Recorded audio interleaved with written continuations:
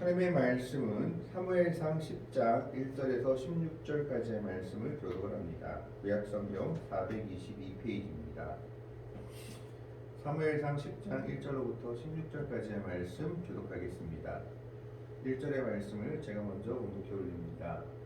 이에 사무엘이 기름병을 가져다가 사울의 머리에 붓고 입맞추며 이르되 여호와께서 내게 기름을 부으사 그의 기업의 지도자로 삼지 아니하셨느냐. 내가 오늘 나를 떠나가다가 베냐민 경계 설사에 있는 아벨의 묘실 곁에서 두 사람을 만나리니 그들이 내게 이르기를 내가 찾으러 갔던 암나기들을 찾은지라 내 아버지가 암나기들의 염려는 놓았으나 너희로 말미암아 걱정하이르되 내 아들을 위하여 어찌하려 하더라 할 것이요. 내가 거기서 더 나아가서 다볼 상수리 나무에 이르면 거기서 하나님을 배우려고 베들로 올라가는 세 사람을 만나리니 한 사람은 염소 새끼 셋을 이끌었고 한 사람은 떡 세 덩이를 가졌고 한 사람은 포도주 한 가죽 부대를 가진 자라. 그들이 내게 문안하고 떡 두 덩이를 주겠고 너는 그의 손에서 받으리라. 그 후에 내가 하나님의 산에 이르리니 그곳에는 블레셋 사람들의 영문이 있느니라. 내가 그리로 가서 그 성읍으로 들어갈 때에 선지자의 무리가 산당에서부터 비파와 소고와 저와 수금을 앞세우고 예언하며 내려오는 것을 만날 것이요. 내게는 여호와의 영이 크게 임하리니 너도 그들과 함께 예언을 하고 변하여 세 사람이 되리라. 이 징조가 내게 임하거든 너는 기회를 따라 행하라. 하나님이 너와 함께 하시느니라. 너는 나보다 앞서 기갈로 내려가라. 내가 내게로 내려가서 번제와 화목제를 드리리니 내가 내게 가서 내가 행할 것을 가르칠 때까지 7일 동안 기다리라. 그가 사무엘에게서 떠나려고 몸을 돌이킬 때에 하나님이 새 마음을 주셨고 그날 그 징조도 다 응하니라. 그들이 산에 이를 때 선지자의 무리가 그를 영접하고 하나님의 영이 사울에게 크게 임함으로 그가 그들 중에서 예언을 하니 전에 사울을 알던 모든 사람들이 사울이 선지자들과 함께 예언함을 보고 서로 이르되 기스의 아들에게 무슨 일이 일어났느냐 사울도 선지자들 중에 있느냐 하고 그 곳에 어떤 사람은 말하여 이르되 그들의 아버지가 누구냐 한지라. 그러므로 속담이 되어 이르되 사울도 선지자들 중에 있느냐 하더라. 사울이 예언하기를 마치고 산당으로 가니라. 사울의 숙부가 사울과 그의 사야에게 이르되 너희가 어디로 갔더냐. 사울이 이르되 암나기들을 찾다가 찾지 못함으로 사무엘에게 갔었나이다 하니. 두 절을 같이 읽습니다. 사울의 숙부가 이르되 청하노니 사무엘이 너희에게 이른 말을 내게 말하라 하니라. 사울이 그의 숙부에게 말하되 그가 암나기들을 찾았다고 우리에게 분명히 말하더이다 하고 사무엘이 말하던 나라의 이름 말하지 아니하니라. 아멘. 오늘 본문 말씀은 사무엘이 사울을 왕으로 기름 붓는 내용입니다. 1절의 말씀에 보면 사무엘이 기름병을 가져다가 사울의 머리에 붓고 입맞추며 이르되 여호와께서 내게 기름을 부으사 그의 기업의 지도자로 삼지 아니하셨느냐라고 얘기합니다. 그 이전까지는 기름을 붓는 직책이 딱 두 가지였습니다. 하나님께서 세우신 직책으로 제사장을 세울 때 머리에 기름을 부었고 선지자가 자기 후계자를 세울 때 기름을 부었습니다. 그리고 이제 사무엘이 사울을 왕으로 세우면서 머리에 기름을 붓습니다. 머리에 기름을 붓는다라는 것은 하나님께서 택하신 사람이다라는 뜻입니다. 그래서 이제 이후로는 이스라엘의 전통에 왕이 되려면은 선지자나 또 제사장이 왕의 머리에 기름을 부음으로 왕인 것을 인정하게 되었습니다. 그래서 이제 세 가지 직분이 하나님께서 세우신 직분이 되었던 겁니다. 제사장, 선지자, 그리고 왕이 머리에 기름을 부음으로 이제 그 직책을 감당할 수 있게 되는 과정이 생겨집니다.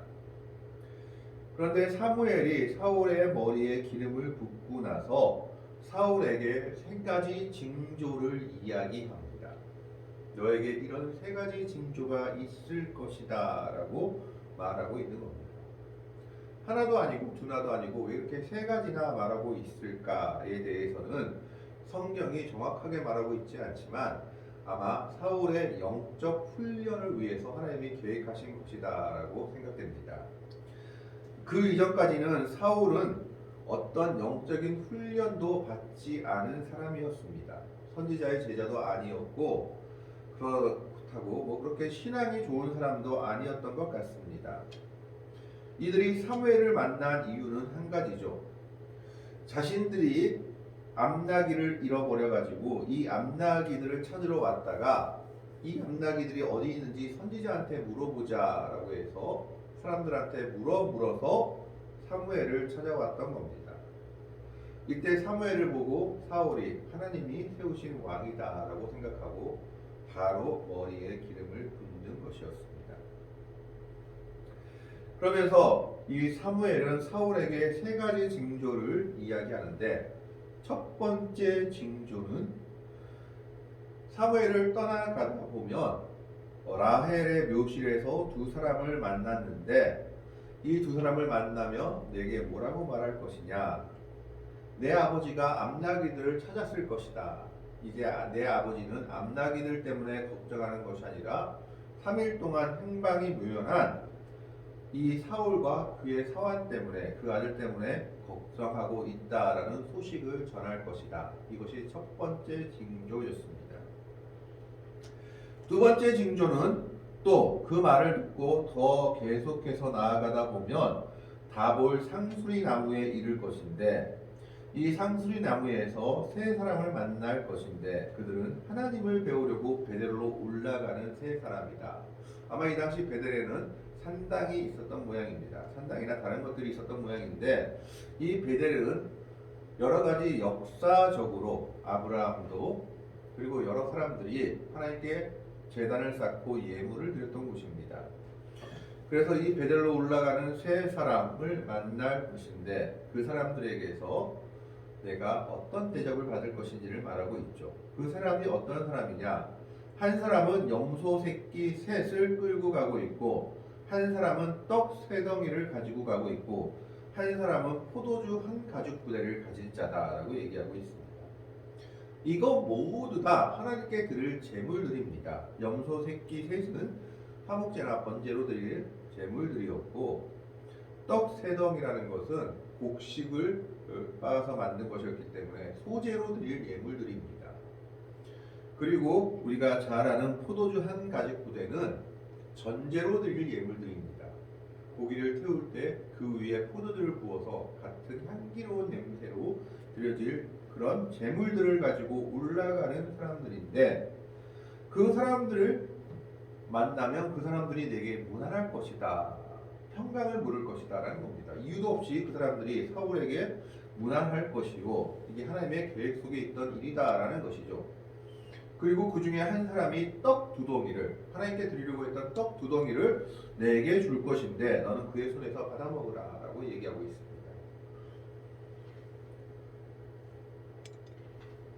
하나님께 제사 드리러 갔던 이 두 사람 중에 세 사람 중에 한 사람이 떡 두 덩이를 사울에게 준다는 것은 그 사람들이 사울을 하나님이 세우신 사람으로 인정했다라는 의미입니다. 이미 기름을 사무엘이 그의 머리에 부었기 때문에 하나님께서 그에게 함께 하신 것을 그들이 보고 인정하고 사울에게 떡 두 덩이를 줄 것을 예언합니다. 이것이 두 번째 징조였습니다. 그리고 세 번째 징조는 무엇이냐? 그 후에는 그가 어디로 가야 되면 5절의 말씀에 보면 그들이 그 후에 내가 하나님의 산에 이르리니 여기 하나님의 산이라고 하는 것은 원어로 보면 기브아라고 되어 있는데 아마 사울이 살던 기브아를 이야기하는 것이 아닌가 하는 사람들이 있고 다른 곳이다 얘기하는 사람들도 있습니다. 그런데 그곳이 어떤 곳이냐? 그 후에는 내가 하나님의 산에 이르리니 그곳에는 블레셋 사람들의 영문이 있느니라.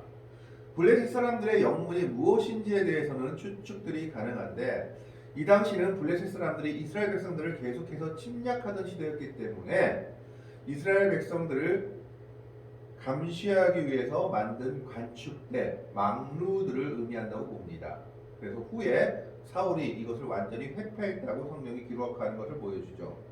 그리로 가라라고 말하고 있는 겁니다. 블레셋 사람들의 영문이 있는 곳으로 갈 때 그가 누구를 만나느냐? 내가 그리로 가서 그 성읍으로 들어갈 때에 선지자의 무리를 만나게 될 것인데 그들이 산당에서부터 비파와 소고와 저와 수금을 앞세우고 예언하며 노래 내려오는 것을 만날 것이요. 아마 이 선지자들은 노래하는 선지자들이었던 것 같습니다. 악기를 가지고 노래하며 예언을 했는데 그 예언의 내용이 성경에 확실히 나와 있지는 않지만 하나님의 뜻을 전하거나 이 당시 블레셋과의 엄청난 군사적 긴장 관계에서 이스라엘 백성들의 운명이 걸려 있었기 때문에 이스라엘 백성들이 하나님의 뜻 가운데 블레셋과의 항전을 촉구하는 그런 예언자 무리가 아니었는가 하고 추측할 뿐입니다. 어쨌든 이 선지자들의 무리가 누구인지에 대해서는 정확하게 나와 있지 않지만 사무엘이 아마 훈련시키던 선지자 생도들이 아니었을까라고 생각해 볼 수 있습니다. 지금으로 말하자면 신학교에서 배우는 신학생들입니다. 그들이 어떻게 하고 달려오느냐? 각종 악기를 가지고 노래하면서 예언하면서 내려오는데 그 예언을 아마 노래하면서 예언의 형태를 띠고 내려오게 될 것인데 그들을 만나게 될 때 사울에게 어떤 일이 임하느냐? 6절의 말씀에 보면 내게는 여호와의 영이 크게 임하리니 너도 그들과 함께 예언을 하고 변하여 새 사람이 되리라. 세 번째 징조는 뭐냐? 예언자의 무리를 만났을 때 사울에게 여호와의 영, 성령의 임함이 있을 것이다. 그리고 그들과 함께 예언을 하고 변하여 새 사람이 될 것이다 라고 말하고 있는 겁니다. 하나님께서 새로 세우신 이스라엘의 왕, 하나님께서 주신 직책을 맡기 위해서는 성령의 감동과 은혜를 따라가지 않고는 감당할 수 없다라는 겁니다. 그 이전까지의 사울의 모습으로는 이것을 감당할 수 없기 때문에 하나님이 사울을 준비시키는 겁니다. 하나님이 첫 번째 암나귀를 찾았고 아버지가 너희를 위해서 걱정한다. 두 번째 징조는 하나님께 예배드리러 가는 사람들 3명을 만날 것인데 제물을 드리고 그들이 너에게 떡두덩이를 줄 것이다. 이렇게 훈련시킨 다음에 마지막 세 번째로 예언자의 무리를 만날 텐데 너도 그들과 함께 예언하고 하나님의 성령을 받게 될 것이고 내가 변하여 새 사람이 될 것이다 라고 말하고 있는 겁니다. 그러면서 7절에 이 징조가 내게 임하거든 너는 기회를 따라 행하라 하나님이 너와 함께 하시느니라. 이 세 가지 징조를 내가 맡게 되거든 너는 기회를 따라 행하라는 말은 뭐냐 하면 기회를 봐서 이것저것 하라는 말이 아니라 하나님이 세우신 왕으로서 여러 가지 준비들을 하고 있어라. 그리고 내가 왕으로 임명될 때 그것을 받아들이라 라고 말하고 있는 겁니다.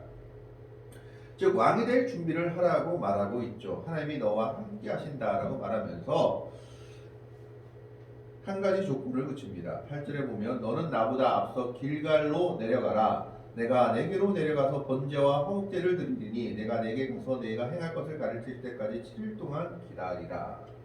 길갈은 이스라엘 백성들에게 역사적인 의미가 있는 장소입니다. 여호수아가 요단강을 건넌 후에 할례를 행한 곳이 길갈이었습니다. 그래서 길갈이라는 말은 굴러갔다, 물러갔다라는 뜻입니다. 그 뜻은 이스라엘의 수치가 물러갔다라는 뜻입니다. 400년 동안 할례를 행하지 못하다가 여호수아를 따라 요단강을 건너자마자 여리고성을 마주보고 할례를 행한 곳이 바로 길갈이었기 때문입니다. 그래서 길갈로 내려가서 번제와 화목제를 드리고 내가 할 것을 가르칠까지 7일 동안 기다리는 것은 하나님 섬기는 법을 제대로 배워라라는 겁니다. 왕이 되기 전에 먼저 하나님 섬기는 법을 내가 가르쳐 주겠다라고 말하고 있는 거죠. 이 모든 징조가 결국 사울에게 임했습니다.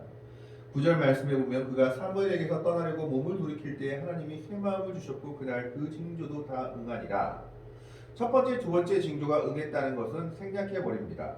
근데 세 번째 징조가 어떻게 임했는지를 10절 이후에 말하고 있습니다. 그들이 산에 이를 때에 선지자의 무리가 그를 영접하고 하나님의 영이 사울에게 크게 임함으로 그가 그들 중에서 예언을 하니 선지자도 아니었던 사울이 하나님의 성령의 임함을 받고 예언하게 됩니다. 이것은 아마 출애굽이나 그 다음에 모세와 함께했던 70인 장로에게도 성령이 부어주신 그런 내용의 종류와 같은 것으로 보여집니다. 사람들이 너만 하나님의 음성 듣느냐라고 얘기했을 때 하나님께서 70인 장로에게도 같은 성령을 부어주셨던 그런 역사들을 말하고 있죠. 그래서 그들 중에서 예언하는 것을 보고 많은 사람들이 놀라게 됩니다. 11절 말씀에 보면 전에 사울을 알던 모든 사람들이 사울의 선지자들과 함께 예언함을 보고 서로 이르되 기스의 아들에게 무슨 일이 일어났느냐 사울도 선지자들 중에 있느냐 하고 12절에 그곳에 어떤 사람은 말하여 이르되 그들의 아버지가 누구냐 한지라 그러므로 속담이 되어 이르되 사울도 선지자들 중에 있느냐 하더라. 사울을 알던 모든 사람들이 아마 자기의 기부와 고향 가까운 곳에서 일이 일어난 것 같습니다.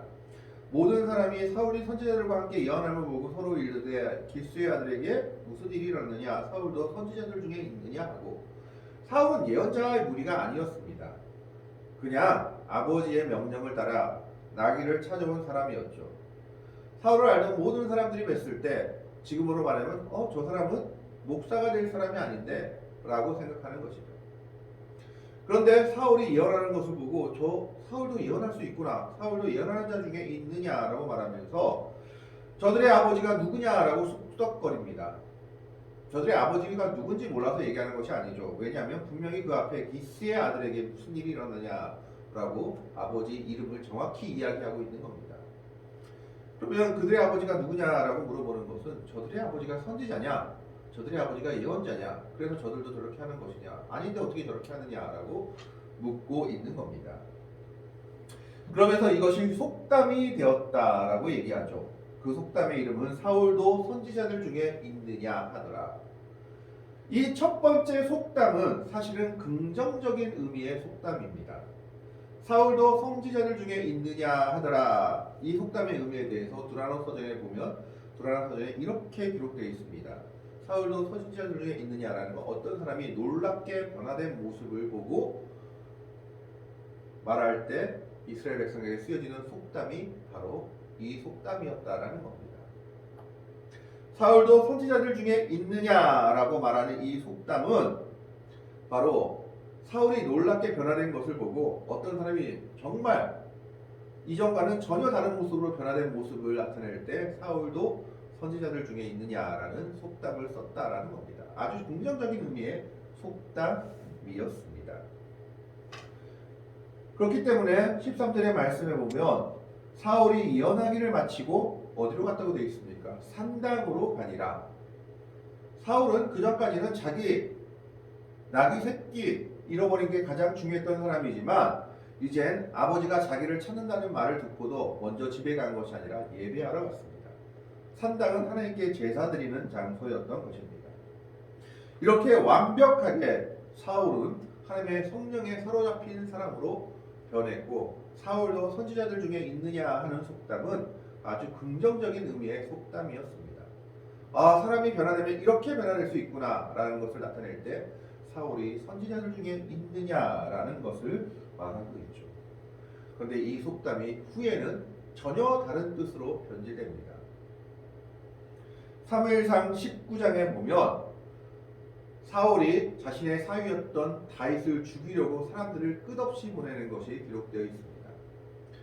이때 다윗이 사울을 피하다 결국은 어디까지 갔느냐 하면 사무엘이 있는 라만 나윗까지 갑니다.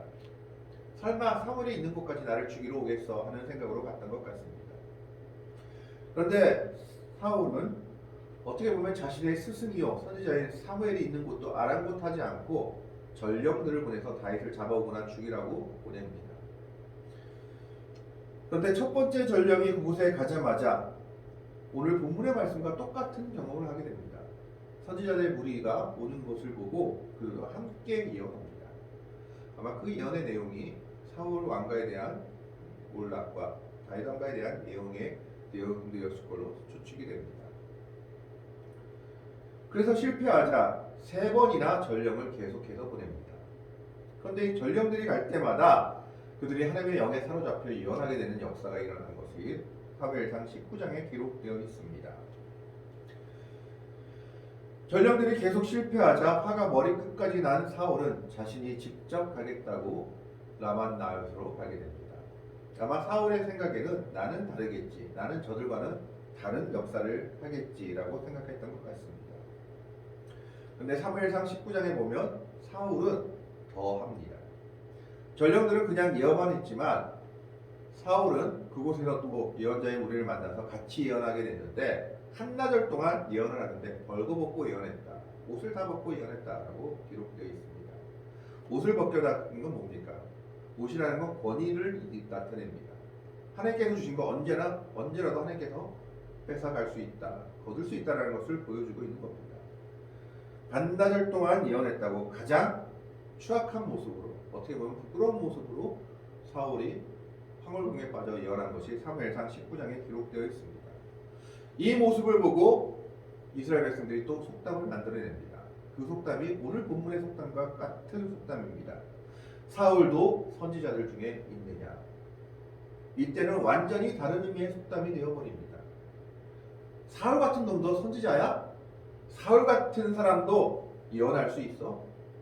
아이고 사울이 무슨 선지자야? 하고 조롱하고 경멸하는 의미의 속담이 되어버립니다. 똑같은 사람에게 똑같은 속담인데 완전히 의미가 달라져 버린 겁니다. 오늘 본문의 속담은 정말 변화된 사람을 나타낼 때 사울도 선지자들 중에 있느냐라고 얘기하는 속담이었습니다. 그건 사울이 너무나 변화된 모습을 보였기 때문입니다.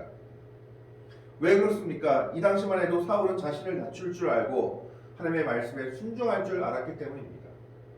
그리고 그는 하나님의 말씀이 귀한 줄 알고 그 말씀대로 행하는 믿음의 모습을 보이고 있었습니다. 이때는 하나님이 그를 높이시고 계셨습니다. 그러나 후엔 그가 왕위에 집착하고 자기의 왕위를 지키기 위해 다윗을 질투하고 다윗을 죽이고자 하는 야망을 숨기지 않았을 때 그에게는 사무엘도 다윗도 하나님도 없어지게 된 겁니다. 그래서 하나님이 그를 예언하게 했었을 때 많은 사람들이 사울이 한 행위를 알았기 때문에 그에게 똑같은 속담을 붙여도 그 의미는 달라지게 됩니다. 사울도 선지자들 중에 있느냐? 사울 같은 사람도 예언할 수 있느냐? 사울 같은 사람이 선지자가 맞느냐? 라고 얘기하고 있는 겁니다. 똑같은 사람, 똑같은 속담이지만 그가 살아온 삶의 모습에 따라서 그 속담의 의미는 완전히 달라지게 됩니다. 오늘 첫 번째 속담은 사울도 선지자들 중에 있느냐라는 이 의미는 사울과 같은 사람도 완전히 변화되어 하나님의 영광을 나타낼 수 있다라는 의미였다면 사무엘상 19장에서 말하는 사울도 선지자들 중에 있느냐라는 말은 사울 같은 사람이 선지자 노릇을 할 수 있느냐, 저게 왕이냐, 저게 예언하고 있느냐라고 비웃는 말이 되어버렸습니다. 그 이유는 단 한 가지입니다. 그의 삶의 모습이 달라졌기 때문입니다. 오늘 본문에서는 그가 하나님의 말씀을 존중하고 자신을 낮추고 겸손한 자의 모습으로 살았기 때문에 많은 사람들이 그 이전과 달라진 사울의 모습을 통해서 사울도 선지자들 중에 있느냐라고 말하면서 사울의 변화된 모습을 놀라워하는 것이었다면 그 후의 왕이 돼서는 그가 자신만을 위해 살았고 자신의 권력을 위해 살았고 심지어 악행도 다윗을 죽이기도 마다하지 않았던 그의 삶의 모습을 많은 사람들이 보았기 때문에 사울도 선지자들 중에 있느냐 하는 속담은 그를 비웃고 경멸하는 의미로 바뀌어 버렸던 겁니다. 오늘 그리스도인들의 삶 속에서도 마찬가지입니다. 우리의 삶 속에 어떤 모습이 나타나느냐에 따라서 사울도 선지자들 중에 있느냐라는 속담이 하나님의 영광을 나타내는 단어가 될 수도 있고 오히려 하나님의 이름을 먹칠하며 가리는 단어가 될 수도 있다라는 겁니다. 사울의 삶의 모습이 달랐기 때문입니다.